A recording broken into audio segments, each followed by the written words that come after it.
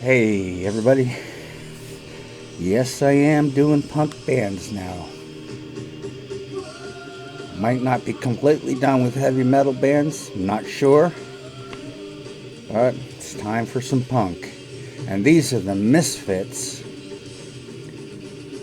New Jersey punk band in 1977 from Lodi, not down the shore, up near the George Washington Bridge, sort of. This is not the MISFITS who were arch rivals of Gem and the Holograms, but that would have been quite a story if they were. Our MISFITS was founded by Glenn Danzig, drummer Manny Martinez, and Jerry Only joined on bass, and for 6 years they struggled for recognition until albums Walk Among Us and Earth AD/Wolf's Blood were seen as the launch of hardcore punk in the 80s. And Jerry is the only constant. Glenn Danzig left and later on came back. I'll get into that later. In 1983, the MISFITS split. Say that 10 times fast. Glenn Danzig went on to form Sam Hain and later Danzig, both famous as death rock metal bands. MISFITS reformed in 1995 after some legal shenanigans with Glenn Danzig. The Only Brothers won rights to the name and took to performing with vocalist Michael Graves and drummer Dr. Chud. They were by now more of a heavy metal band with goth overtones. And there were 2 albums, American Psycho in 97 and Famous Monsters in 99, before splitting up again. But for the MISFITS' 25th anniversary, Only recruited guitarist Des Cadena, formerly of Black Flag, and drummer Marky Ramone. In 2016, the original MISFITS with Danzig, Only, and Doyle reunited and have performed sporadically to this day. Then, back in '77, Danzig named his band after a Marilyn Monroe's film, The MISFITS, in 1961. Danzig on vocals and keyboards, Martinez on drums, and Jerry Caifa on bass. He had almost no experience on the instrument. They released a single titled Cough/Cool, it was on their own Blank Records label. Caifa's name was misspelled on the sleeve, prompting him to take to calling himself Jerry, Only Jerry. Jerry Only was his stage name from then on. And they played at CBGB's, joining the punk scene that exploded there. Frank Licata joined on guitar, and this allowed Danzig to focus on vocals. That's what he wanted to do. Instead of keyboards, the punk cred was augmented, but who ever heard of a punk piano? Drummer Mr. Jim replaced Martinez. Mercury Records wanted to co-opt the name Blank Records as a new subsidiary and offered Danzig 30 hours of studio time in exchange for the name. He said okay. 17 songs were recorded in '78, 14 of which were mixed for the Static Cage album. They could not find a label, so 4 songs were released as the Bullet single on their own Plan 9 records, named after the 1959 science fiction horror film Plan 9 from Outer Space, that Ed Wood movie that you see sometimes on the worst movies ever made. I don't think it was that bad. Vampirella, right? The other songs were they'd appear on the compilations. And then beginning in 1978, the Misfits began basing lyrics on B-horror movies, applying black face paint around the eyes to suggest the look of a skull, and a hairstyle with a long tail running down the front of the head between the eyes. This style became known as the Devil Lock.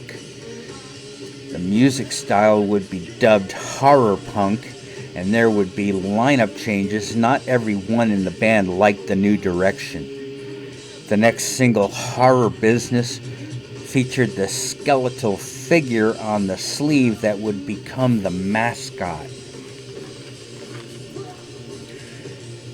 I believe that was also taken from the movies.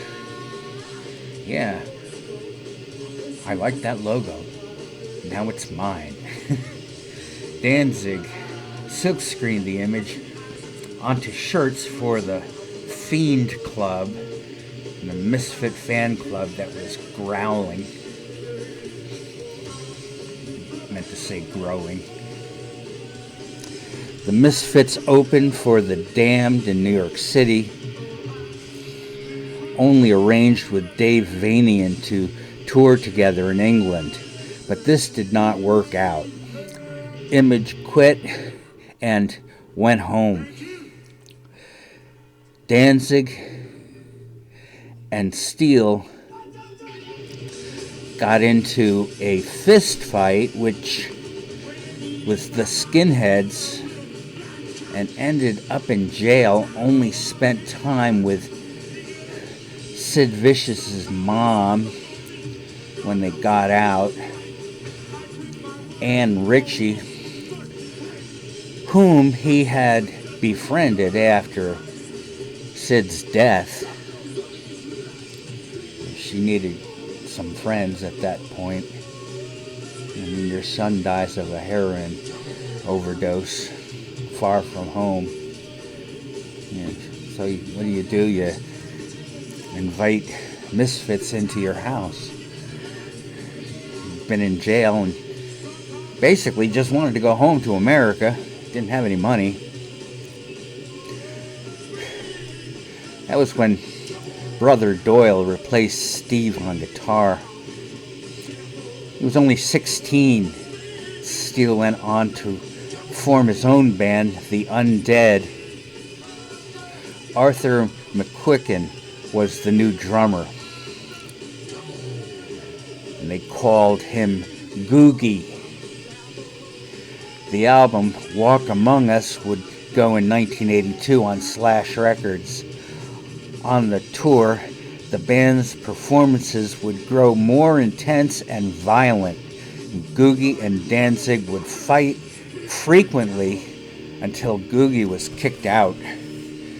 Henry Rollins recommended former Black Flag drummer Robo.